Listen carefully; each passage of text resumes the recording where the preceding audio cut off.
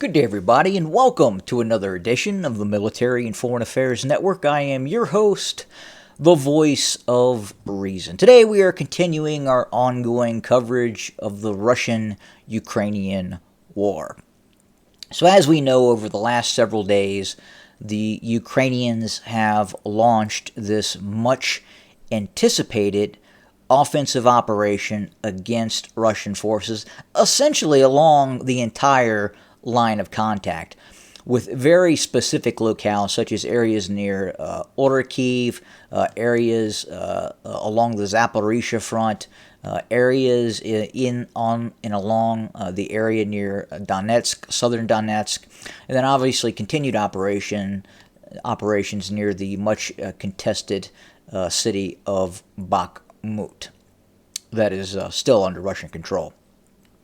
So first, let's look at the South. What is happening, or what has occurred over the course of the last several days? And the real question needs to be asked is, has the Ukrainian offensive failed? And some would say it has. Some would say the Ukrainians have encountered far greater resistance than what the Ukrainians believed they would run up against.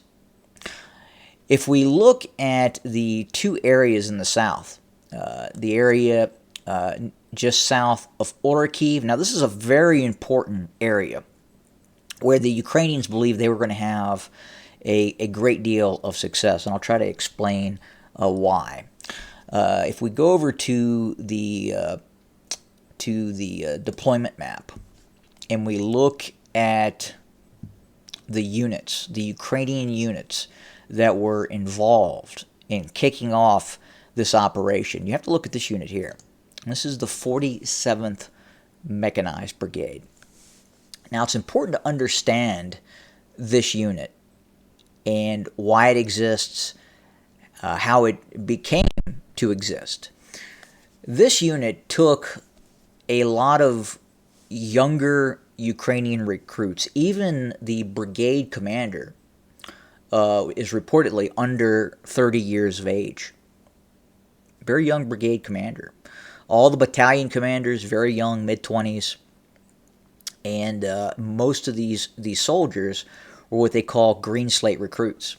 So the intent was to take these Ukrainian men that have very limited military experience, take those Ukrainians, move them to training bases in Western Europe, and essentially indoctrinate this brigade in the Western way of war. It would become essentially a NATO-certified brigade, armed with some of the best equipment that was being sent to the Ukrainians, to include Bradley armored fighting vehicles and Leopard 2 main battle tanks.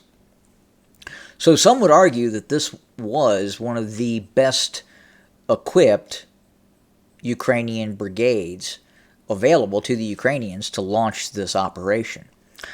And this brigade, specifically the 47th Mechanized Brigade, seen here on our map, located just south of Orikhiv, has met disaster. It has been hit hard. And the biggest issue for the Ukrainians is its inability to provide air support for its forces. The big issue are two different weapon systems, well, essentially three different weapon systems that are being used against this brigade as they tried to move south. First was the Lancet 3 and variations of the Lancet kamikaze drone. That system has proved a thorn in the side of Ukrainian forces. Very effective system that has destroyed many Ukrainian armored vehicles and artillery pieces. I wouldn't say it's a highly lethal system, but nonetheless it has the ability to disable these armored vehicles. And we've seen that occur time and time again with video footage of the system being used. Secondly, is the Ka-52 Alligator Russian helicopter. This system has also been used in a standoff role, at times launching laser-guided anti-tank weapon systems as far as 8 kilometers from its intended target. Many of these Ukrainian Bradleys, Leopards, were not even aware that they were coming under attack.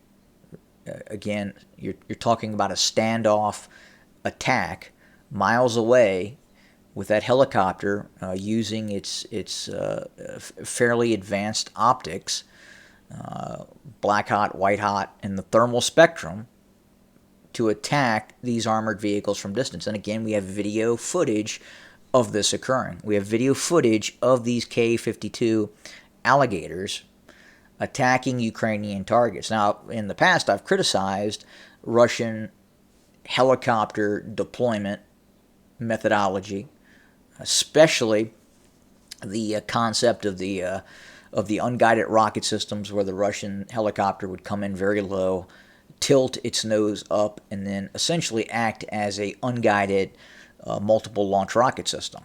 But very ineffective. And I was really surprised that we were seeing that. But in this case, in the operations near Orkiv, where the Russians are not having to risk crossing Russian lines into Ukrainian-held territory and then getting engaged by air defense systems, the Russians are able to hang back kilometers south of the line of contact under its own air defense network, protect it from Ukrainian stingers and other systems that could be used against those helicopters, and then launching these standoff attacks against these columns of Ukrainian Bradleys and Leopard 2s. And then finally, artillery. Artillery assisted through the use of drones. Very heavy Russian multiple launch rocket systems and artillery. After these Lancet 3 drones, these helicopters with these laser-guided anti-tank weapon systems have damaged these columns, these convoys, and prevented them from essentially maneuver warfare. Then the artillery is able to focus on these damaged and destroyed vehicles and go after the crews and the infantry supporting these vehicles. Very difficult situation for the Ukrainians right now. And I think at the same time, modern war is rapidly evolving. And I don't think right now we have truly, and I say we, the human species, because of technology, has really got our head around what modern war looks like now.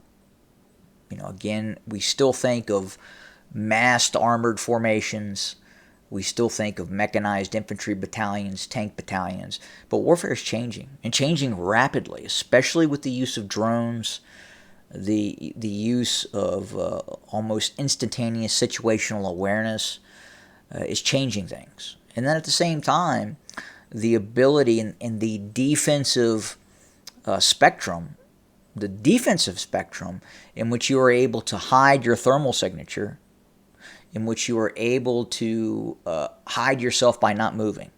Movement is not your friend. Movement is detected. If you are stationary and you are very well camouflaged and you can't be seen, versus an opposing force who is moving and can be identified much quicker than a non-moving target, you are inherently at a disadvantage. And that's what we're seeing. And we're seeing that both on the Russian side and the Ukrainian side. And the Ukrainians are getting a taste of it now as we speak, because they are trying to go on the offensive, and they are tasting what the Russians have gone through. And the Russians are doing the same thing to the Ukrainians that the Ukrainians did to the Russians early in this conflict. And I think this offensive is failing. because of some of those issues. So this area, south of Orikhiv, south of Zaporizhia, essentially in the Zaporizhia area of operations, has failed for the Ukrainians. If we go further to the east, near the town of Makarivka, hopefully I pronounced that right, and I think it's better to, you can see that the Ukrainians have committed sizable assets to this area. You have the 35th Marine Brigade, you've got territorial units, got elements of the 25th Airborne Brigade now confirmed operational. You've got elite units, such as the 68th Yager Brigade, large tank contingent, 4th Tank Brigade, and then another, the 37th Marine Brigade, operating in this area. Now, what has happened is, yes, the Ukrainians have taken territory in the area near Makarivka. Now, they've penetrated the initial Russian defensive line in this area. Now, the Russians, we believe, have allowed the Ukrainians to do that. The Ukrainians have now put themselves, and quite a few brigades are now concentrated in this area, which is now essentially an artillery kill zone. And these units are being hit hard by Russian artillery. Again, the aforementioned Lancet 3's drones and the K-52 helicopter as well are being used. Not to mention other fixed-wing assets as well are being utilized against this target. And again, as we talked about before, not having air assets to win air supremacy, air dominance, to have the ability to engage those low-flying Russian aircraft who are attacking these Ukrainian columns. Not having that ability, this is mission impossible for the Ukrainians. I mean, there's no military in the recent historical modern era that has had the ability to conduct offensive operations without air dominance, without having the ability to defend the attacking force from air power. And the Russians have air power, the Ukrainians do not. The Ukrainians have some assets in regards to an air force, but not like the Russians do. Not the amount of aircraft and the essentially the qualitative edge in aircraft. Namely, with the Su-34 fullback, the K-52, the Mi-28, Mi-24, Mi-35. Those systems are really hurting the Ukrainians and damaging this offensive. And then finally, if we go up to the north-northeast towards Bakhmut, this is the area where the Ukrainians are kind of tooting their horns the loudest. Now,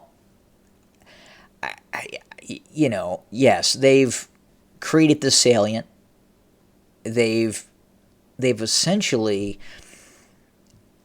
have put themselves in a position that's going to be very difficult to maintain this. And if there is not a general breakthrough, or there's not an assisted attack to the south and center towards Bakhmut, this position is going to be very difficult to maintain. Yeah, on a map, it's something that the Ukrainians, they can say, hey, look what we've done. And they've occupied open fields.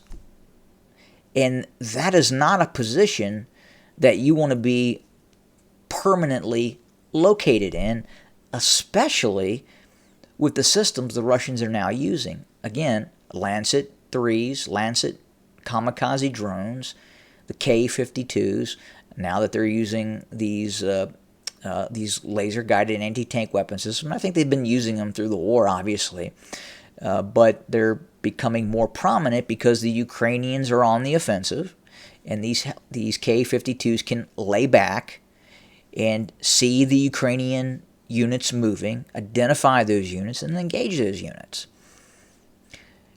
And again, as we talked about before, that was kind of what the Russians were going through early in the conflict, but not as to as much as a greater extent that the Ukrainians are dealing with right now. So again, this offensive does not look good. The Ukrainians have taken lots of casualties in this offensive, and I think they're reassessing. And they're coming to the conclusion, and I think their Western handlers, NATO, the United States, are coming to the conclusion that the Ukrainians are going to need an air force. Now, where does that take us? What realm does that take us? Does this escalate? What do the Russians do? Because at the end of the day, the Ukrainians are only going to be successful is if they're supplied a Western Air Force, or there's some sort of Western intervention. And that leads us to where I've talked about before, World War III. That's what we have for today. Thank you for joining us. More to come very, very soon. As always, have a good day.